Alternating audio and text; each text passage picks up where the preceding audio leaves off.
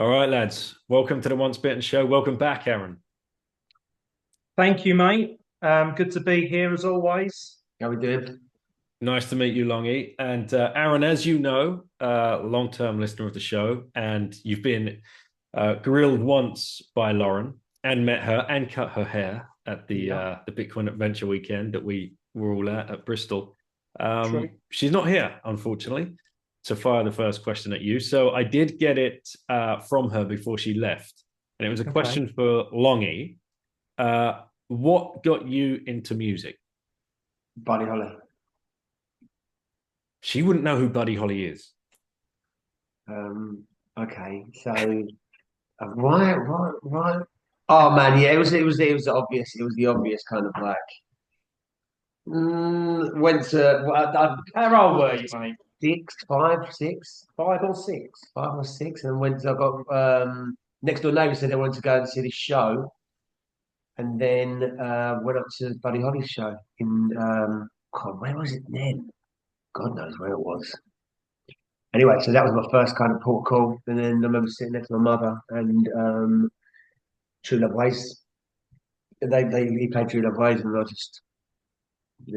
was just like a world that spoke to me, and it was the language, and I just got it straight away. I was like, Mum, something's happening to my body. It's really weird.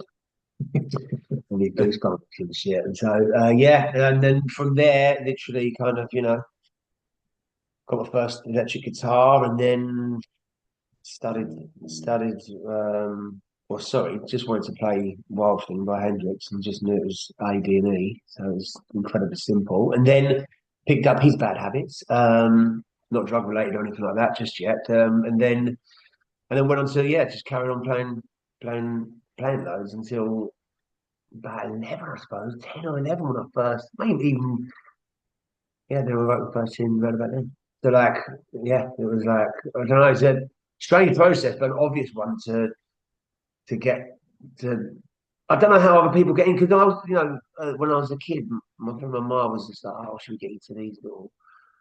Especially in Romford, they were doing them like these little not talent shows, they're more talent like programs where if you someone if a kid like had and I don't know, an inkling of like a voice or anything like that. And I never sang as a kid. I never found my voice till I was like, I don't know, 17, 18. Didn't even know I could sing till then.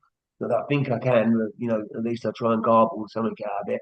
And then, yeah, so it was a slow process of finding my voice, but I know I was on a guitar extremely early as a kid. So it feels incredibly that natural to me to play. So just so I get this straight, the Buddy Holly, you went to go see like the musical show Yeah. or right? Okay, And then I was hooked. It was done. It was all completed by 7 years of age. wow. You know what I mean? Like I was like, okay, I know what I need to get. I used to like. I think I got a karaoke machine once for like for birthday or Christmas, and I just remember being like, I'm gonna sing with them. You know when you can put the tape in, and I Yeah. just sing along with it. I've been up for a minute, I don't kick it. And then mate, and then that's where my rock and roll history comes from. You know what I mean? I mean, it's a great start to have because of my mom and pa were so different in their taste as well. You had Motown and great songwriters, Fitzgerald and Billie Holidays and all that on my mum's side. And my dad was just that kind of like, here, son, here's a guitar. And I'll go up to your room and start kicking it. And I was like, mate, little Squire 15, pissed the neighbours off constantly every day. They'd just be like, why don't you just turn it down? I'd be like, you can't hear it though. So then he had, the likes of Led Zeppelin and stuff like that. And I don't know, it's like, they're just, mate, they're still to this day. I don't care what anyone says. They're just the pillars for our rock and roll history. I think England's and the world's really. I don't think you can beat England when it comes to rock and roll. No, no, hands down. So as we were talking just before we started this, we got each other's ages. I'm 48. Longy, you're 42. Aaron, what are you batting? Around about 46. Right. That's, Okay. that's a good innings, fellas. Mm. So we're all around the same kind of era, and we all grew up very close to each other. You guys were in Southend. I was just down the Yeah. road, 10 miles away.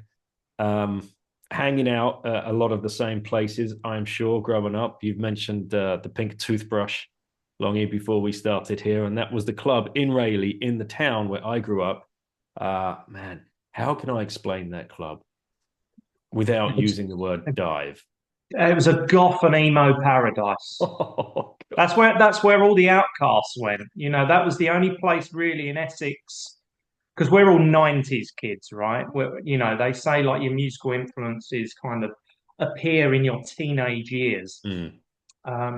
And in the 90s was a very, very strong musical time to be alive. And the only reason why I know that now, and this isn't biased, is because Longy's got a daughter, I've got two daughters. They all started listening to Oasis. You know, they all started listening to the bands that, as teenagers, that we were all listening to in the 90s. Do you know what I mean? Because they're starved of it now. Do you know what I mean? And the Pink Toothbrush was that place where you would have, you know, like you say, Led Zeppelin, Jimi Hendrix, the Beatles. And, you know, when they wanted to throw everyone out, they would put Dancing Queen by ABBA on at the end, and everyone would leave straight away. They'd be, oh, do you know what I mean? So it was, yeah. And the thing is, Tots, Club Art, the clubs in Southend, Zero. they've all disappeared. Yeah. Pink Toothbrush is still there, going still going. strong, Yeah, 30 years yeah, later. I missed a story or something off of Instagram because I always know, like, you know, there's a way they were always. I think that at one point they were trying to keep it alive and all that shit. But I think when when a town talks, it must stay alive. And you know, I know you used obviously the term dive in the most positive form you could there, because it's fucking. Honestly, mate, it's the stories. You know, like I said to you, Stu used to kick me out every week, and then allow me back in the week after. Then you get like, you know, I remember cabbies. I remember even cabbies being like, they'd just be on the door, and they'd be working it after, so they'd like double bubble night. Yeah. But just so many, you know, what was it? Rodney's? Was it Rodney's and snake bites? You know, Oh yeah, snake bites, all that bites. shit. Yeah. Just fucking the fact that you know. You'd literally walk in and you'd be stuck to the floor. It was like the toilets would be just full of water on the floor and piss everywhere. It's just fucking like, it doesn't get any better than that. I mean, it's punk. I mean, it's where all the plebs and all the outcasts hang out. I guarantee, if you could do a straw poll of Bitcoin hodlers in Essex, I guarantee they would probably have gone to the Pink Toothbrush. Yeah, they wouldn't have been going to the nice clubs like Tots and no. And I remember half of my life we also like tried to keep it down, and you know you'd end up in jumping jacks or something like that down in Bad Vegas, and you'd just be like, what is this? Yeah. You know what I mean? Like people, you know, the garage and all that shit. And I was just like, okay, well, you know, I suppose we have to change it up. But yeah, you're going to get better than Pink Toothbrush. Even the name, really come on. Yeah, I used to go with my friends purely because this is back in the day where, you know, you'd have last orders at 10 to 11, right? That's mad. I used to even then I used to think this was crazy. Like you get, hang on a minute, you're you living in a town, and there was plenty of pubs in Rayleigh. There probably still is 6 to 8 pubs that you could visit, all getting heaved onto the street at the same time when everyone's absolutely like, you know, tanked up. Because if you got to the pub, let's say you got to the pub 7 or 8 o'clock, you've got to be gone by 11. In fact, you've got to have your last order in by 10 to 11, and that last pint has got to be gone by 11:15. Otherwise, you're getting kicked out. You've got a rabble of people on the street, and the first thing people would do would go and look for the toothbrush, and the queue would be straight down the high street because it was the only place you could carry on drinking. Yeah, absolutely. And that was when a pint was probably about £1.20 as well, wasn't it? You know. Yeah. Yeah, but mate, was it you weren't allowed to smoke it there? Well, yeah. In Toothbrush, you were, yeah. Yeah, you must have been able to. Yeah, no, you could, because it used to mask a multitude of sins. Because I went in there, I wouldn't say recently, but I went in after the smoking ban, and honestly, it stinks. Yeah, it's mad. Burger pits and vomit. I mean, I mean, if that's a name of a cologne. Yeah, nice. Yeah, that's a dog. I think that the like Do you remember the jelly? Do you remember the jelly shots as well? Remember the jelly shots? Yeah. Absolutely shocking. I couldn't even think about that Hmm. anymore. But then I used to garble about, I don't know, 58 down and then start running down the A127 like it was on my way home. I literally did that and got got pulled over by the police and they were just like, "Can you just stop running the A127?" I was like, "No," because I was like, "I want to get home." And they were like, "Well, can I just get a cab?" I was like, "Mate, I just spent all my money on jelly Jelly shots shots. and snake bites." And then they were just like, "Well, we can't give you the time." I was like, "Well, then I can't stop running." Mhm. So then it was literally, it was those kind of nights, and you just think, "How did I get home last night?" Then you remember. I if I can share this one story, one of my favourite memories of the pink toothbrush. I don't want to get too melancholy here, but I remember coming out of the pink toothbrush one night, and this would have been late 90s. So electric scooters were like very rare, but for some reason there was this guy flying around outside the electric pink toothbrush on an electric scooter, and the old Bill spotted him, and the old Bill just thought, "Hang on, he must be Yeah, yeah, drink yeah, yeah, driving yeah, or yeah. something." But they pegged it after him in the car. They literally jumped out, jumped on him as he was trying to scoot by, and it was so funny because the comedic time was beautiful. The copper's on him. He's like, "Oh, you mate, you're nicked. You're coming with us." He's like, "You've been drinking," and he's like, "Yeah!" He celebrated the fact. It was so funny. Yeah, yeah, yeah. But yeah, what a legend. But Well, you know, I feel that's buzzballs. it's Yeah, it's amazing. the power of youth, isn't it? You know, you're indestructible then, mate. I won't go. I probably wouldn't go toothbrush now, to be honest. No, I don't think I've got one of those nights in me anymore. But all right, let's move on from that. The American listeners are going to be thinking, what the hell are these guys talking about? If they can even understand our accents. Uh, Yeah, they so, can. Longy, we've talked about what got you into music, what you the influences there, and finding your voice at the age of 18.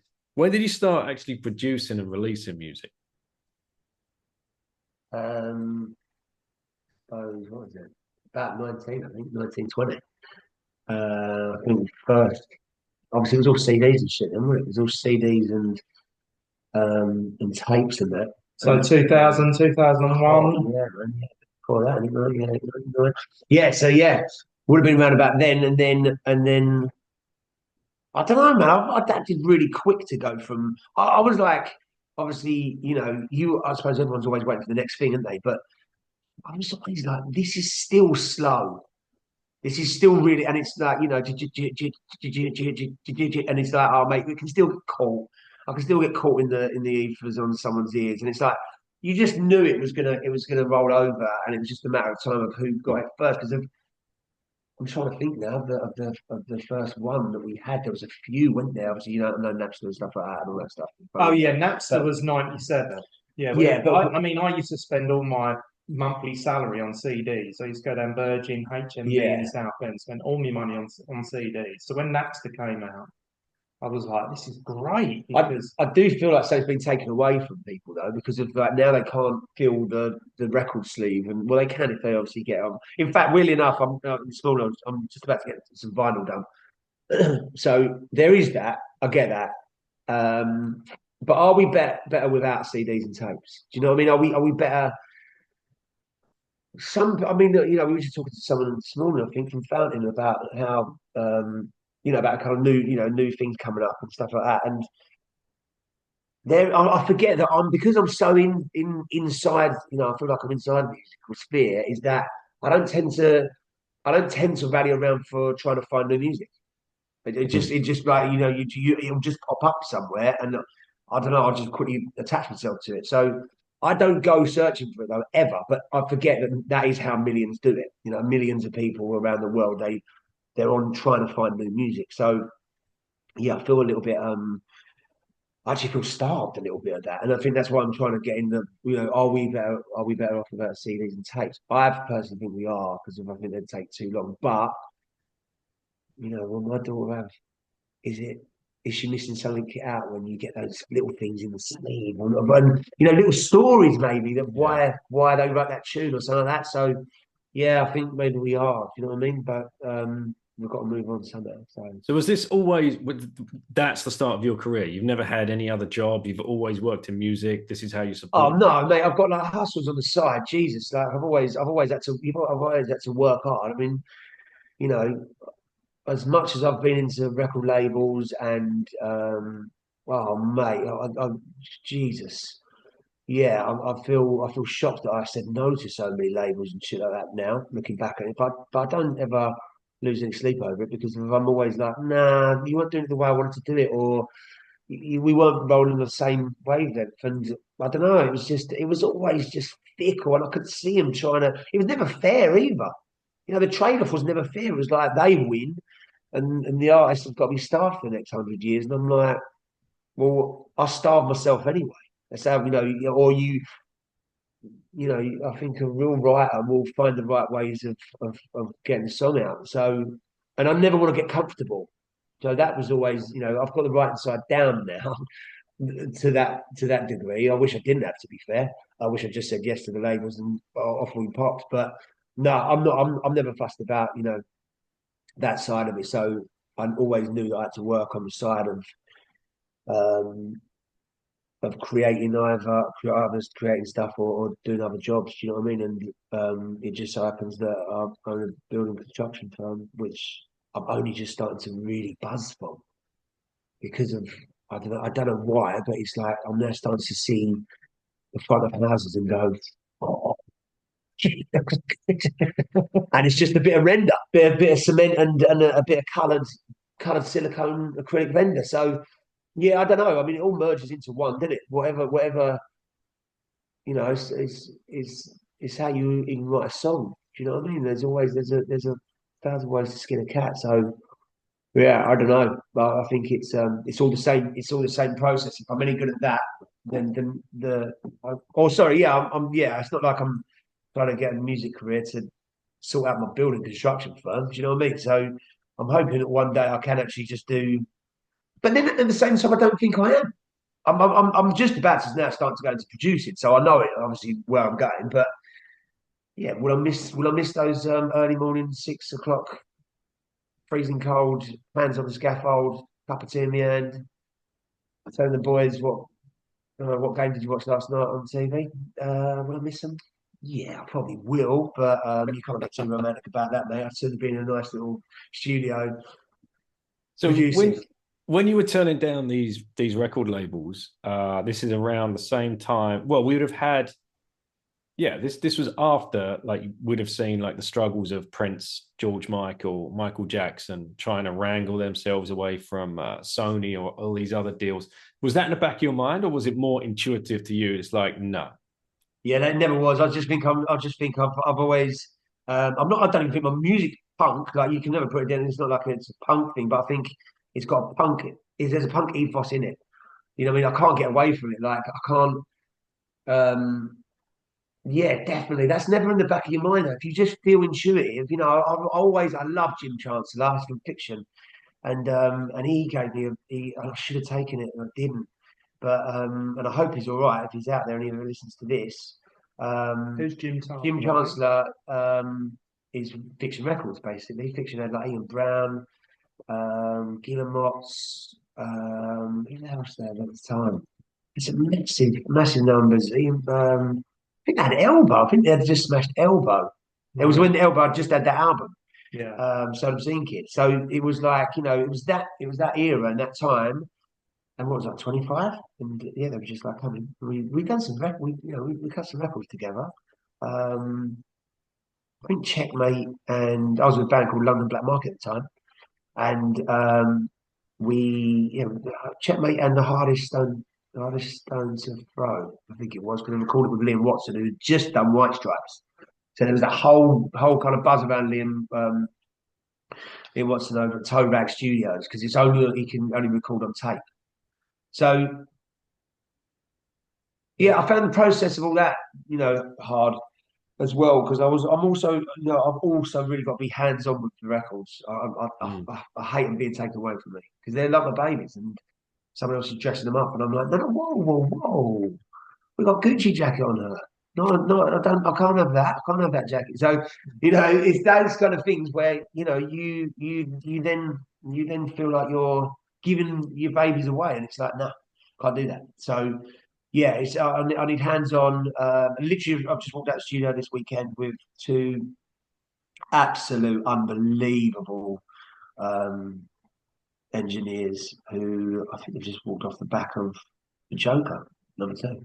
Mm. So you're just like, right, okay, well that's fine. And we literally just cut about 4 or 5 tracks at the weekend. Massive grand piano, huge live room. Yeah, amazing. And then literally, you get your slapped wrist and back to the board last night when I'm on a row machine at about 9 o'clock at night, thinking, okay, back to it. I'm really realizing now that studio time is like an amazing holiday to me. It goes so fast. So yeah, I think that's the unfortunate term, I suppose, of kind of not being able to do it every day at the moment, but really appreciating it when you have got it. So, Aaron, how did you meet Longy or find out about Longy and then start, getting in touch? Because for those that are listening, and correct me if I'm wrong, but you were the one that influenced his understanding of Bitcoin and moving on to like the streaming platforms. 100%. Yeah, well, I've known Longy for a couple of decades, probably around the same time. 03, I think I first met you. He was going out, he was seeing a girl called Francine, I think, at the time. And Fran was like one of my oldest friends, you know how it is. And I think I saw you perform at a pub, and I'm like, you know what, this dude can really play and he can really sing. And I've just followed his career for the last couple of decades, mate, to be honest. And we bumped into each other a couple of years ago. And I was like, I just didn't feel that it was right that a boy that's this talented still had to go and graft on a building site during the day and try and play his music. And, for me, like someone that's kind of born to do, like, like he says earlier about, being 5'6" when he picked up a guitar, he's known what he's wanted to do for a very long time. And the fact that he has to spend in fiat land 10 hours on a building site to try and mine enough fiat in order to get by, in order to buy the studio time for like a couple of hours so he can get in and actually do his passion. It goes back to, the chat we had last time. I think it was quite profound. I came up with this line about, when your passion aligns with your incentive, amazing things happen. Mm. And I said that completely, off the cuff during the interview. And the thing is, it was so true because I was like, when I learned that, Bitcoin, these music platforms, these Bitcoin or these decentralized music platforms are being built on top of Bitcoin. I was like, well, I know exactly the man who I want to kind of introduce to that straight away because, I saw him as being, like I say, supremely talented, but being kind of held down by the entire fiat system. And there's so many similarities between, the ability to get finance and a mortgage. It is exactly the same to be in a musician and get the ability to perform or to play gigs. Do you know what I mean? You've got the same amount of gatekeepers in the middle that are preventing you from getting to the next step. And, when I obviously learned from your podcast and from Adam Curry's podcast about the things that are being built on top of Bitcoin, I was like, this is amazing. I know exactly the man I want to introduce to this because I just knew that because he owned all of his own stuff as well, because he'd never ever signed that record contract or publishing deal with anyone, I knew that, if I could just convince him to just give me his tracks, I'll upload it and then I'll show him the results. Do you know what I mean? And the results were pretty instant, weren't they? Were like 25 times his Spotify earnings in the first month. So yeah, and it's obviously been built since then. I think I've put 26 tracks on Wavlake now. Yeah. And some of them are live tracks due to the fact that you haven't had enough studio time to actually get in the studio and put them down properly. Well, hopefully, getting paid in Bitcoin and seeing the nice little pumps we've seen recently, hopefully will give him the time and the energy to get back in the studio and record these tracks, with the engineers and, in a big studio space so that we can hear them. Because, like I say, it's his passion. And I just think, you should be able to explore your passion. I just think, Bitcoin enables that. And I was so excited to, like I say, introduce him to it. We've been listening as a family, Longy, and we're loving it. So, you're minting new fans as the days go by. When Aaron come up to talk to you about this, what was do you remember your initial kind of thoughts and reaction? It's like, well, who's this fangirl over here coming up talking to me about like magic internet money and you're always dubious about new stuff, and obviously Aaron must have seen that I'd either uploaded Audius or something, and another those other kind of very more teas and stuff like that. Well, I would say they're going down that road. And was it? Well, they were shitcoin platforms, weren't they? They were like music platforms. I remember back in the day of like Bittrex and like some of those exchanges that they had like these music tokens. But I could feel it forming like a few years back. But I just, again, there was nothing to do with Bitcoin. It was nothing like that. And then I think it was more the fact that Aaron was really hands on and just like, right, to the point like I'm coming round and we're doing it, and I'm just like, yeah, like what should I get the barbecue on? There's me thinking like, yeah, whatever, mate. Like, it's one of those moments where you literally, and I've had it once, obviously, and that's with him, is where you just go. You've heard it so many times before of people just talking utter shit, especially in the music game, where they're just like, yeah, let's do this, and you're like, yeah, cool. There's no result. They never follow through. There's never actual, evidence of anything. And that was the difference. That he literally, showed up, and it was like, bang, let's put it straight on. And as soon as we started putting it straight on, he was like, right, next. And I was like, okay. So then it was the consistency of that which got me back in line, man, because I just hadn't had a very good year, just in love and life. So it got me back on line and track to be like, oh, okay. And it's taken another year to kind of even just get out of that. But now I feel like, right, okay, I'm starting to be more aware of this side because of it. The world, I do honestly believe this is the line through it, fiat world and the Bitcoin world. And I'm like, you can just see it. I can now visibly see it. It's a completely different world. But again, Aaron, I'm sure I'd tell you is that, and I don't give a shit about getting them all out, is that every artist and band that he's said to, down here, I haven't seen them get on it just yet. Because I'm just like, mate, because they'll all be dubious about it and think, oh no, someone's going to take it. Who cares? Like, just go and even if they do take, what are they going to take for that? You can literally get the evidence back inside a few weeks of just by putting 2 tunes up. So it's not like you're harming anything. So I don't know, man. I've had this approach mates of mine and other bands, and I just think it's probably to do with the fact that they're artists as well, that we're extremely lazy motherfuckers. So I understand that side of it, but I'm telling everyone, for me, it's a no-brainer for me. Yeah, I think some artists that I've approached, because we've put on a couple of gigs, haven't we, over the past year, and we've invited other artists, and I've kind of live streamed it via YouTube where I've been recording Longy. There's a couple of videos on YouTube, on our YouTube actually, where we've live streamed. I'll name check them. Izzy Yardley, was the San. I love it. Can we make an example? Did you not? You've also didn't you put Saturn into the yes? So she already. So basically, she doesn't even know it.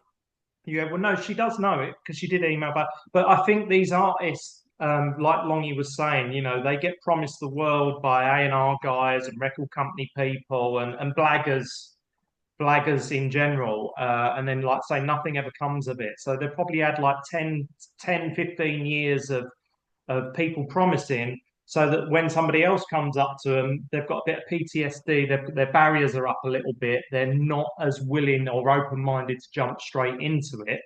But I knew with Longy, I knew, look, just give me a couple of tracks. I know you've got a few tracks. I'll just put them on there and I'll show you. And then obviously, me kind of trying to speak to a few people behind the scenes.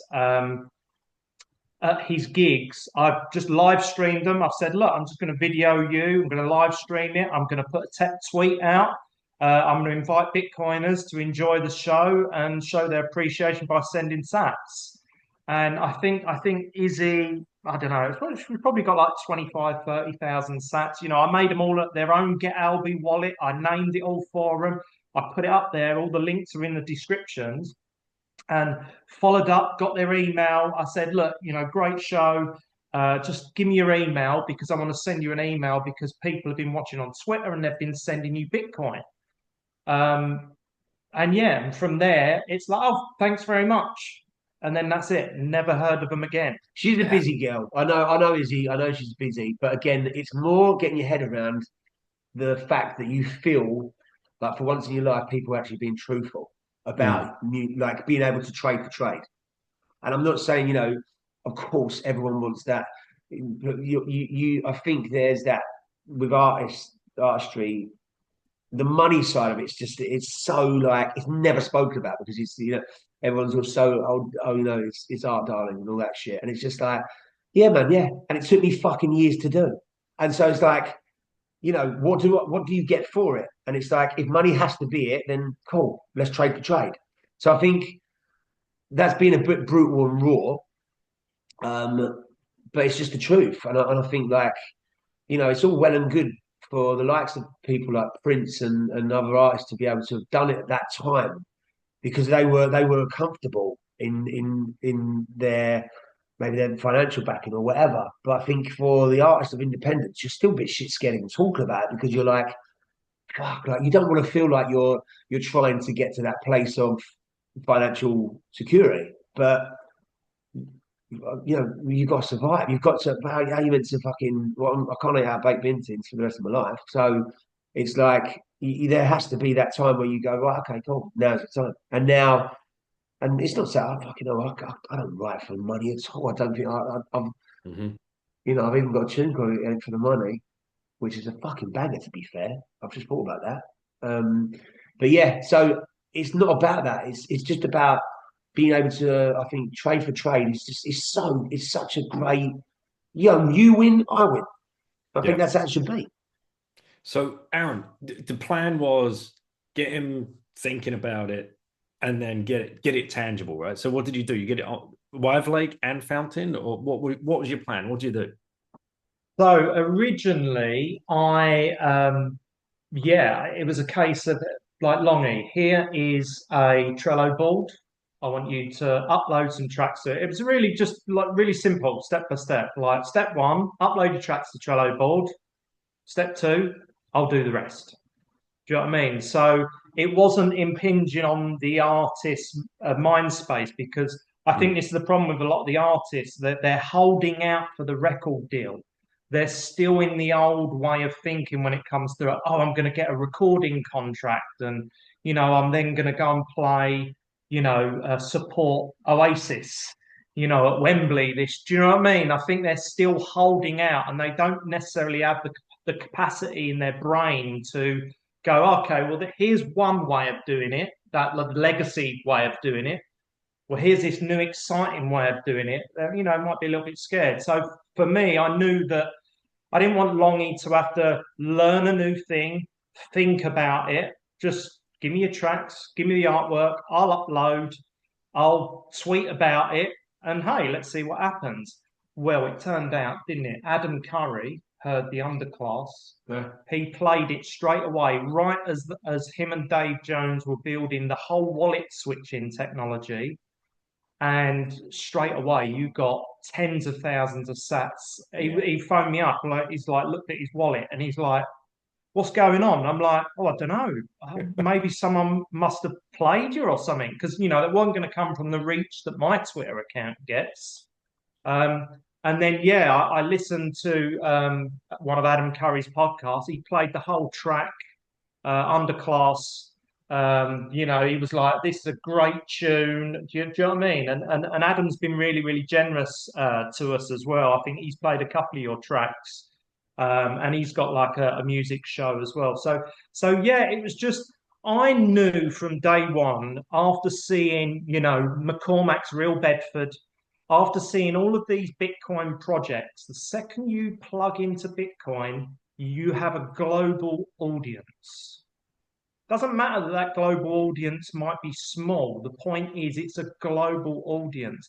And when you're someone like Longy that's trying to compete with your fucking George Ezra's and Ed Sheeran's and Taylor Swift on the front page of Spotify, you're never ever going to be on the front page of Spotify. You're never going to be discovered on Spotify. There's just too many record company executives pulling the strings. You're never going to get played on radio because they're all owned by the record companies as well. Do you know what I mean? So I think it was that understanding that we could be very early on this new battlefield. Do you know what I mean? And we can build up a bit of an army of these, I don't know, these cyberpunks who are in this little world called Bitcoin. That sea is now turned into an ocean. And obviously, this year's going to be wild as well because of the price. This is that one year in four that we're all geniuses. Do you know what I mean? Yeah. So it's going to be short-lived. Give that 6 months and we'll be back into a bear market. But well, I mean, like, I don't want to make this about price, but do you think it will be? Do you think if Trump gets his Bitcoin reserve going, they want to buy 1 million coins, don't they? So I don't know where they're going to get 1 million coins from. Who knows? You're right. We don't want to get into price predictions. But what I love, so Longy, it sounds as though you've been saved the 1,000 hours of reading books and articles and listening to podcasts because of like the way that you were exposed to it. It was like, boom, tangible. Oh my God, this just works. Yeah, I actually think it's probably the disbelief of how easy it was for Aaron to see me and just go, well, it doesn't make any sense that you're not, you're not feeding into this currency or whatever, because it is a new thing to the majority, but yet to a minority like yourselves, it's like, because I also really appreciate the positivity that you all bring to it, because I think that's like, it's not just oh yeah, we're having a go. Yeah. It's like, no, there's another world, and the actual world isn't in it. You say it to the everyday person, and they're like, "Oh, be careful of that." And it's like, "What? Why?" I said to my old man the other day. I just said, he's like, "Oh yeah, all right, okay, yeah, whatever." And I'm just like, "Yeah, no, I'll show if you want me to show you the actual the wallet, it's fine." And because they just can't believe it, they can't. It's almost too good to be true. But what I think is the beauty of it is that I've done the work. I think, Aaron, that's how you. I think that's when we had a little Red Sparrow moment. Is that the right terminology? That is the right term. That we met at a lake. It was brilliant. We had MI5 around us and shit like that. And it was like that scene in Trigger Happy TV. Red squirrel, grey squirrel. But it was mad how like, I don't know. It was like, no, I do remember saying that to you. I'll occasionally drop in, work like lines like, proof of work. Your proof of work is your tunes. I just want you to get paid for it. Do you know what I mean? Yeah, and it was that simple, mate. It was that simple. It was like, it seems like the easiest thing I've ever had to, I know this sounds mad, and people will always be like, okay, yeah, but you could have just gone with a record label. But I was just thinking about it after you said about it earlier. My ignorance to that I now feel is going to be the fruit. Do you understand that?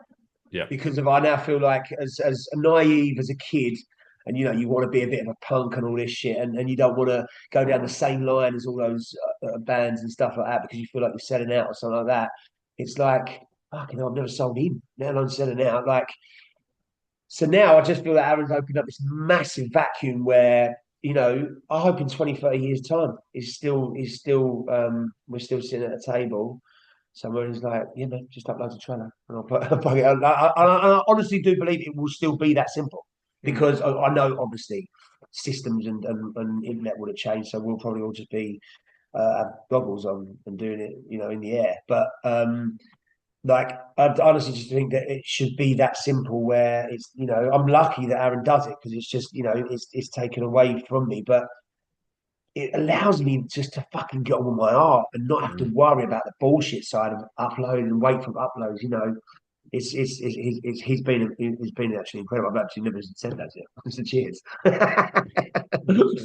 Well, for me, I mean, I think the wider, it isn't just about Longy getting paid for its art. I think also there's a much more bigger idea at hand here, and it's the society we live in.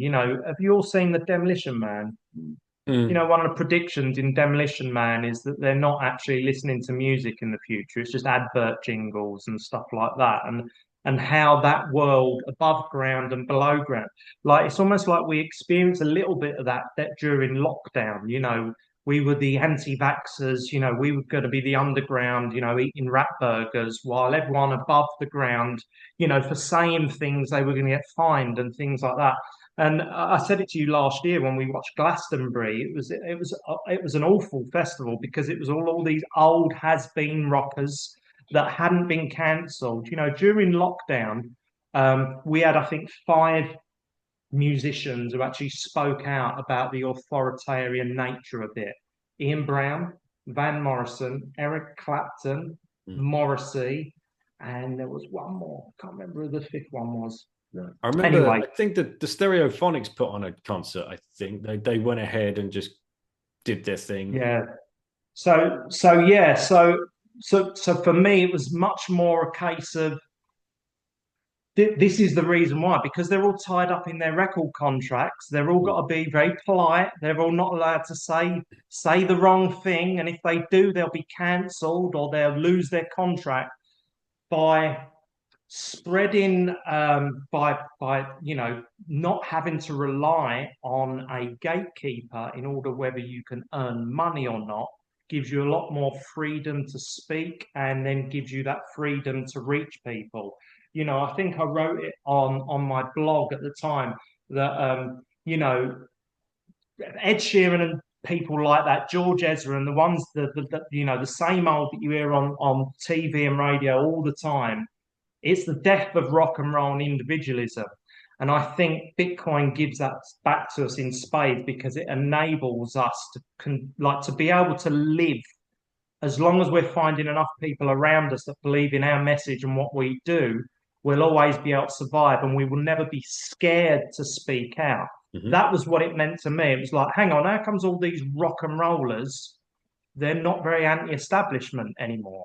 It's almost like, I mean, and I was disappointed in Noel Gallagher, Liam Gallagher, all of them. I don't think any of them spoke out. And these is it? Am I right in saying this? I even think Rage Against the Machine put on a concert, but you could only come if you'd been vaxxed and could prove 100%. It. Adele, Foo Fighters. Do you know what I mean? They all did. And I just believe that. They needed record company permission all the time. And I just think if you control the message, the outcome is just a woke, subservient, lackluster and dispassionate youth. And that's where rock and roll comes from. It's mediocrity. And mediocrity is communism. Do you know what I mean? And that was where we was at that time and place. So yes, Longy's getting paid, but it also releases the shackles from him and other artists that have a message to speak out against climate change, vaccine mandates, without, there being pressure on the powers from above to say, oh, no, you better not say that, I think for me personally, there was the Longy thing, but there was the bigger message. There was the bigger picture, and it was like, no, people need to be protected. And like what I always say about Bitcoin, it's a suit of armor against the fiat world. It's insulation. It provides insulation. And the fact that I've been in Bitcoin for a little while means I'm insulated from fiat world, and I can do this shit for Longy. I can do it for other people in my network in Essex. And I'm really proud to do it. Do you know what I mean? Yeah, 100%. Longy, a few questions like building up after listening to Aaron here.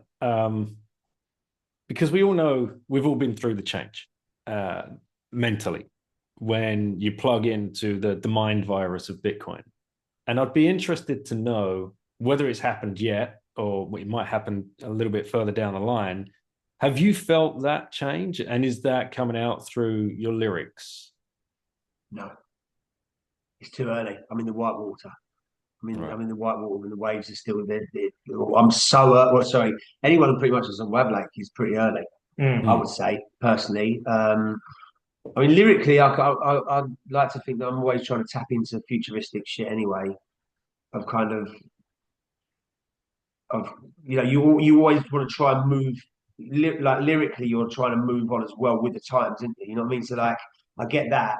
I think now that you've even probably brought that to life, that's probably something that I'll probably think about moving forward. But I don't know, man.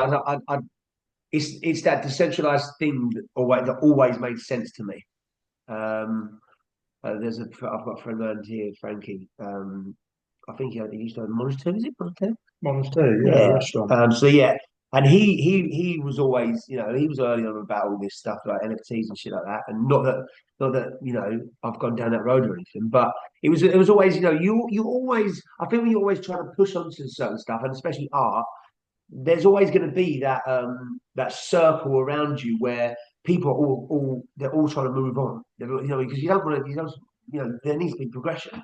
I just think with this, it's so early that I just feel it's going to definitely take another couple of years, like to get. Oh, mate, I can't. It means that the artists and bands would have to move away from labels. Mm. I don't see any other way they could do it because of the labels will try and get everything out of you, whether it's when you're live, when you're live 360 or whatever. So I don't know, streaming platforms. I mean, yeah, it's literally written. You can see it. There's a top 10, there's a top 20, there's a top 50 artists that are chosen for streaming platforms and to kind of whoever's got the most money can kind of pay for them to get forward. But you want to be careful of that because you don't want to be going down a P. Diddy road. So Well, the people that are in control of this are expert social engineers. The same with Hollywood. It's the same crowd. yeah, They use music as propaganda to push agendas through. And what you were saying earlier, Aaron. You go back to the 70s, 80s, and perhaps the early part of the 90s, maybe as well, when like that music was. They were still under labels, but it was different. Now it's just unlistenable. It's beige, isn't it? Well, that's what I love about like Longy's lyrics. They've always been very optimistic, and they've always been hopeful, and they've always been about following your dreams and your passion and things like that. So his lyrics, I always believe, like intermingled with the Bitcoin philosophy to begin with. Do you know what I mean? That's why I always thought, you've got this song called "Who's Your Boss," and I remember saying to you, when you're in Bitcoin, it's like you don't have a boss anymore. Do you know what I mean? All those people this week that will be thinking about walking out on their jobs, if their boss says the wrong thing to them because Bitcoin's like through the roof, you feel like, do you know what I mean? I don't need this shit. So I've always thought that Longy's message was really positive. but also that's lucky as fuck as well that I've just had titles like that to me would mean nothing about that. Yeah, somebody else, It's funny because I was looking through your song list and I was thinking, oh, what are the Bitcoin related songs that you can always the best always bit was draw something. Yeah, the best bit was when we get hoisted by a Jehovah clan, and they all thought that we were some kind of messiahs, back from the abyss and walk with fire, and so they invited us up to.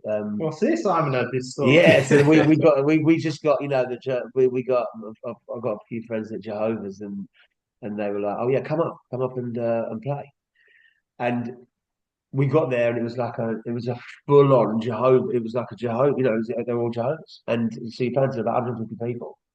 And I'm like, man, good gig. What's this for? Like anniversary or something? And they're just like, no. And it's just like But they wouldn't. It wouldn't. It was like an undercurrent of this. Like, oh no, just play, man. And it's just like, okay, okay, cool. But it's just what I'm trying to say is the perception of titles and stuff like that is the. I would say the majority of even what I think the song. Also, where I write the song from is never about what other people think the song is about. Do you know what I'm saying? It's like, but that's the beauty. That's exactly why that's your perception of it should be different as long as it helps you and I suppose kind of like changes maybe perception or heals a part of you. I don't know. That's why I listen and put out music. Definitely. What title did the Jehovah's want you to come? Now I'm No, they I'm were just like song. I had Back from the Abyss was out. Walk with Fire was another one. There was a couple more. We Bleed as one. There's one about a gospel, got the trash gospel or something, Well, right? no, but that's the name of the band. So it's Longy and the Gospel Trash. So when I go Oh, out, right. I normally have a band. Yeah.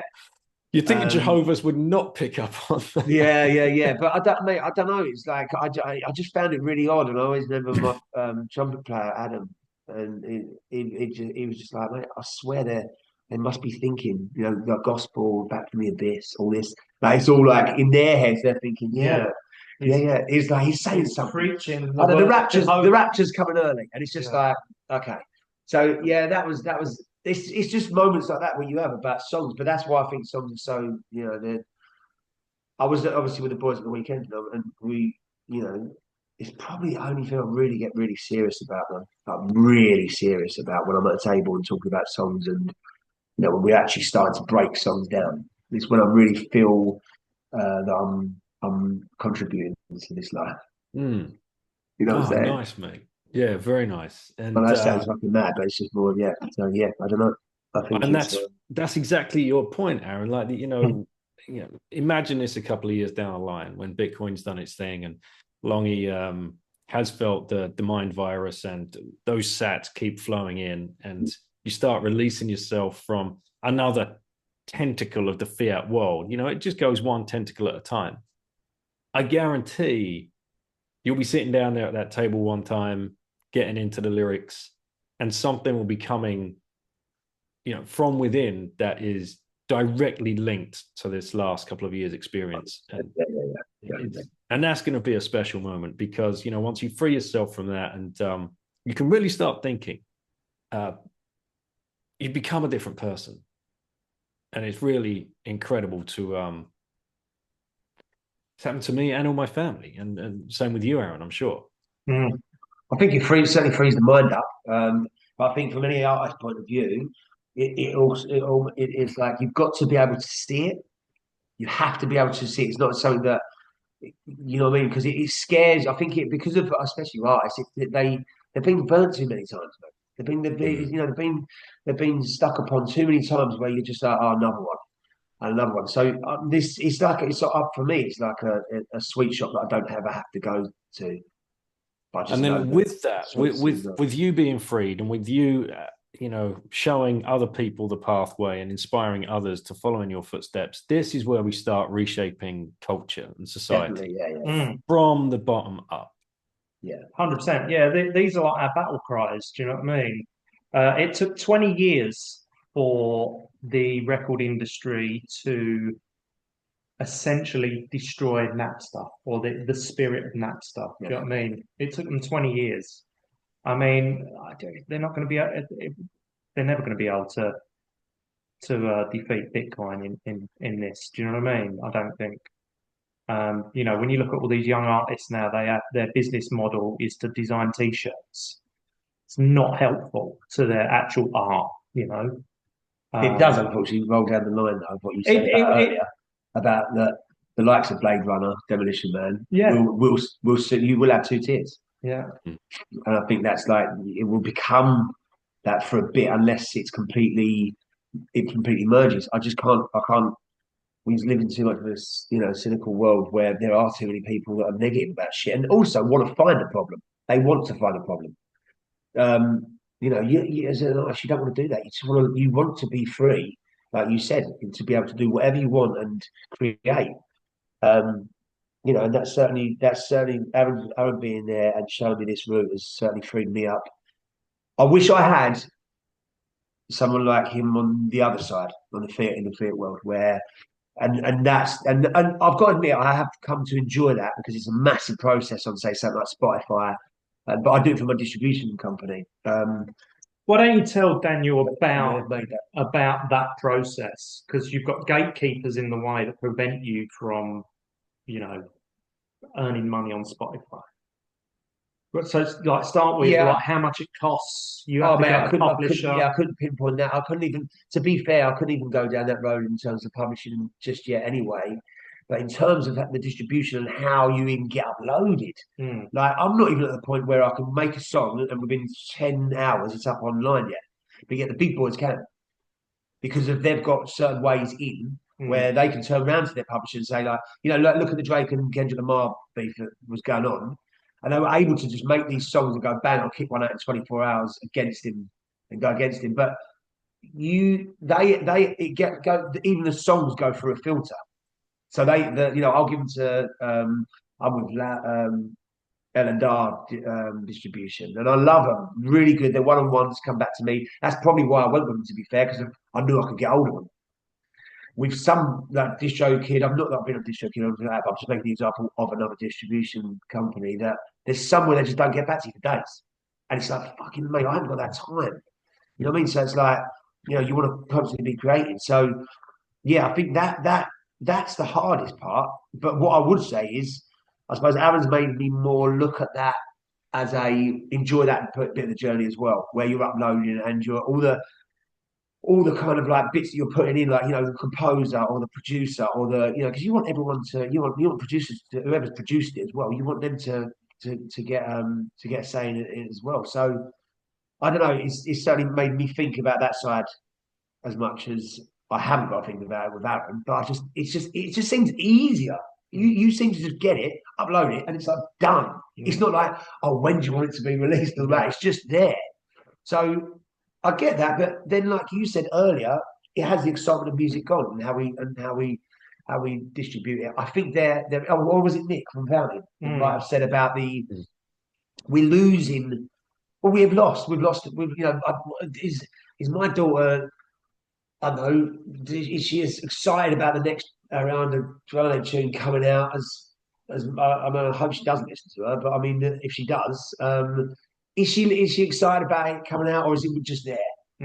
Instead of, man, when I was a kid, man, waiting for a tune to come out, like even Doves or something like that, where I'm just like, I don't know if I'm excited about that anymore. Or maybe I know it's an age thing as well. You get used to it, but yeah, I think that's what you want to really infuse into kids, that excitement of music. And like I said about the record sleeve and stuff like that, where you're like, okay, man, this is tangible. You can feel it. You can eat it almost. You want that. You want that, I think, because it's like, songs say a lot, but I don't know, you want sweets with it as well, don't you? You want it to come with stuff, so that it really means something to you. And I don't know. I still think getting records out when you're a bit smashed on a Saturday night and come back home 2 or 3 in the morning, still getting the records out. It's still brilliant. It's still and so many things will get lost and broken and made in those nights where you're 2 or 3 in the morning in the kitchen, just listening to old tracks and just saying, mate, look at this record, like it's Jagger just on the front of it or something like that. So we've got to get back there. I think it's trying to get back there. Yeah, there's barrier of entry in it. Barrier of entry with Bitcoin. It's not only is it involuntary, not only is it anyone can do it, with an internet connection and a phone. It's the permissionless thing that I've always loved. I've always had a terrible issue with authority. And the idea, you've got to wait for some Julius Caesar type character in a boardroom giving you a thumbs up that can be released or a thumbs down that can't be released. I mean, it's just nonsense.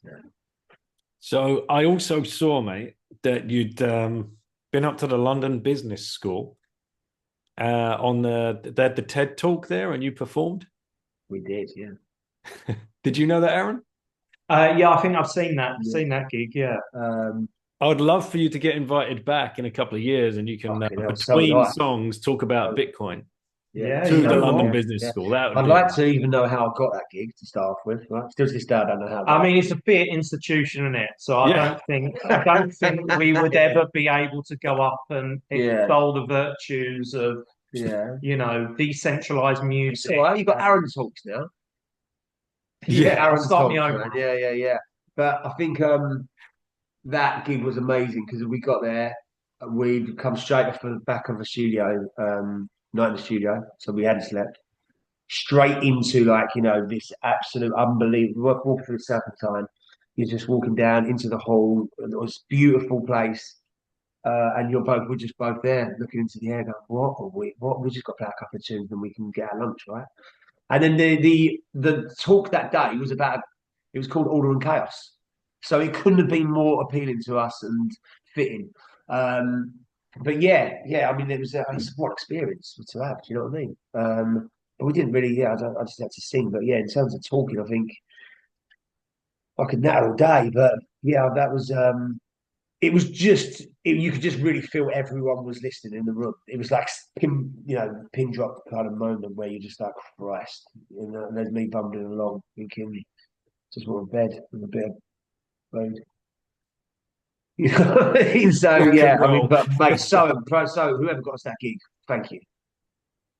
All right, lads. I think we've done it justice. Well, shout out to Wavlake and shout out to Fountain. Is there anyone else that you want to give a shout out to so plebs can go on? Where should they go and listen to music? Wavlake, 100%. Yeah, I've wavlake.com. got see. This is the thing. Like when I'm on this side, like I've got to bat for these. I've got to pull the ship up, haven't I? I've got to be like, yeah, we're on the ship and we're going, and it's going. Like my Swedish friends over on Spotify. I can't. Yeah, I can't. I'm trying to merge the two, so at least they even got mentioned. Is a good thing. No. Yeah, wavlake.com/Longy. You'll be able to find all of his tracks there. I'm at Bitcoin Essex, BTC Essex. You'll be able to find me on Twitter. You know what? I also want to just give a shout out to a couple of friends of mine actually are opening a music venue in Westcliff. And it's going to be called the Fickle Pickle Club. And it's it's just up the road from the Cliffs Pavilion, actually, which is like a legendary venue in Southend that's had all your heroes play at, from Paul Weller to Oasis to everyone's played at the Cliffs Pavilion. But this is literally on the same road, just up the road from it. It's a little kind of venue, it's about a 100-seater venue. It's kind of like got a kind of jazz clubby kind of vibe to it. So two of my friends, normie friends, who are pretty successful in the industry, shout out to Phil. They are taking over the club because I think it's been closed for about 4 years. It was shut down during lockdown. I think they've just had like surveyor's report and they've had to do some structural work on it. But yeah, don't for a moment think that I'm not going to be in there orange pilling the place and turning that into a Bitcoin music venue as soon as I can. Because that is, when I told Longy about it, that's really exciting me now. The fact that we've got so many Bitcoin artists now, and there's a couple in Southend actually. I want to give a shout out to the Trusted as well. The Trusted are also a Southend band who are on the Bitcoin buzz. So we're going to be doing a Bitcoin music night there ASAP. So I'll give you obviously the details of that closer to the time once it's got its license and everything. But yeah, and also I want to give a shout out to all my Bitcoin Essex Telegram people, Moles, Boom, Mickey, Earth, Zachary, they'll all be listening to this. They'll all be supporting us and sharing the love. So yes, I want to doff my cap to each and every one of them and congratulate them all as well for being diamond hands. Yeah. And let's just enjoy the next few months, whatever it brings us. Yeah. As I tweeted earlier, Bitcoin pumps are for chumps. It's those that held the line with you that really matter. And 100%. yeah, that's what it's all about. Because as we've been talking about here with Longy, trying to recreate, a society from the bottom up and give people hope. So, final question: if you had one last orange pill left to give to somebody, who would you give it to and why? This is for you, Longy. You go. I've done mine. I did mine last time. I'll recap it. I said I'd grind my pill up into a powder. I said I would give some to Russell Brand for that generation, some to Rachel from Countdown for that generation, and some to Helen Mirren for that generation. I said I would spike all their drinks with the orange powder left over from the pill. So you do it. I wouldn't want to give anything to the government. No, no, it's any influential person. Yeah, So Bruce Springsteen. yeah. No. I get it. I'm just trying to think of like the heads of our government should be they've disgraced themselves in the last forever. So they're not even thinking about that. But God, I don't know, man. Like, no, I don't know. I'm just gonna go with Aaron, I think, and be like, every generation needs to look at itself and know that we can always improve, always.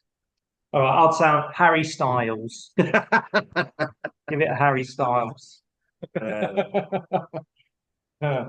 right, excellent. Well, thank you both for coming on and giving up the time and everything that you're doing for Bitcoin, because every little helps.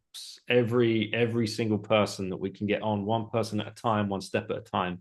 This isn't a get rich quick scheme, as we both, all three of us know, and this is what we're here to do. Just try and educate as many people as possible and share our stories. So thank you so much. Great work, man. Thank you for having us. Yeah, hundreds of people out there.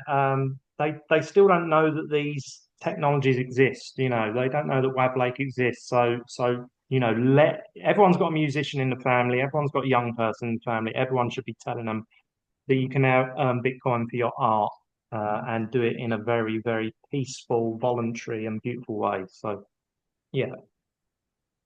The future's bright. The future is orange coin. All right, lads. Well, thanks again. Have a good afternoon. Take care. Cheers, mate.